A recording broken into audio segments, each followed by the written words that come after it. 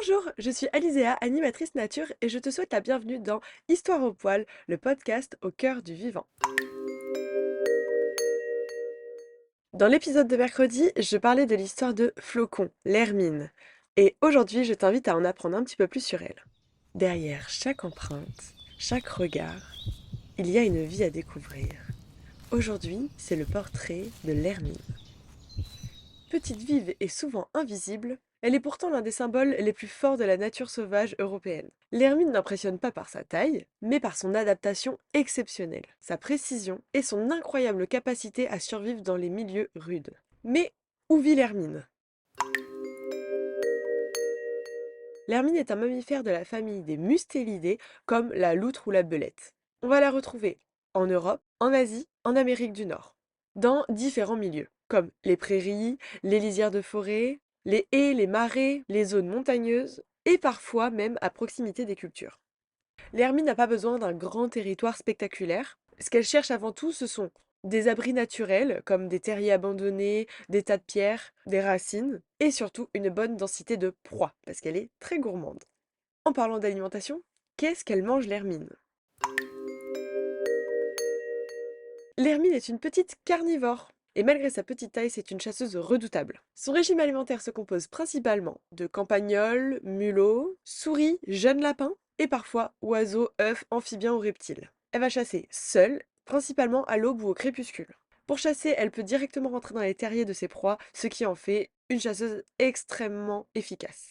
Ses trois atouts pour la chasse vont être une morsure précise à la nuque, une grande rapidité et un corps long et souple. D'ailleurs, ce corps long et souple possède un pelage assez particulier. Le pelage de l'hermine, un manteau qui change selon les saisons. C'est l'un des aspects les plus fascinants de cette espèce. En été, son pelage sera brun sur le dos et blanc sur le ventre, alors qu'en hiver, dans les régions froides, elle devient entièrement blanche, sauf le bout de sa queue qui reste noir.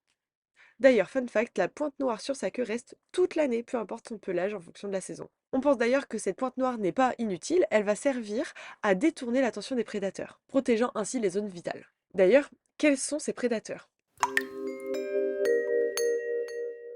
Et oui, même si l'hermine est une grande chasseuse, elle est aussi une proie. Elle peut être prédatée par des rapaces, des renards ou même des chats domestiques. Et outre ces prédateurs directs qui la chassent, elle va aussi être menacée par différents facteurs. La destruction de son habitat, par la destruction des haies, l'intensification agricole et au réchauffement climatique qui va influencer sur sa mue, on l'a vu tout à l'heure, qui était liée aux saisons. Je vais pas vous faire un dessin, une hermine blanche sur un sol sans neige, c'est pas très discret. Bon, et au niveau de son comportement, ça se passe comment? L'hermine va mener une vie discrète, mais très intense. Elle est solitaire, territoriale et très active. Encore une fois, malgré sa petite taille, elle peut parcourir des kilomètres par jour pour chasser et trouver des proies. D'ailleurs, contrairement à ce qu'on pourrait penser par rapport à mm, peut-être son physique un peu proche de l'écureuil, elle ne va pas stocker de nourriture. Elle va être vraiment sujette à la disponibilité des proies sur le territoire. C'est une espèce qui est très nerveuse, toujours sur le qui-vive, toujours en alerte. D'ailleurs, on va voir que par rapport à la disponibilité des proies, il n'y a pas que ces déplacements que ça peut influencer. Ça peut aussi influencer sa reproduction.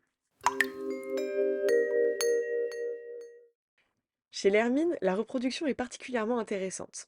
L'accouplement a lieu en été, mais le développement de l'embryon est mis en pause pendant plusieurs mois. On appelle ça la gestation différée. Comme ça, la femelle ne met bas qu'au printemps suivant, au moment où les températures sont plus favorables et les proies plus abondantes. À ce moment-là, elle va donner naissance à 3 à 10 petits, qui sont aveugles et sans poils à la naissance. D'ailleurs, la mère va s'en occuper toute seule. On a vu tout à l'heure que c'est un animal qui était solitaire. Et voilà, on a fait un petit peu le tour sur l'hermine. Pour conclure, on pourrait dire que l'hermine est un symbole d'adaptation et qu'elle nous rappelle que dans la nature, la survie ne dépend pas forcément de la force brute, mais de l'équilibre, de la précision et du timing.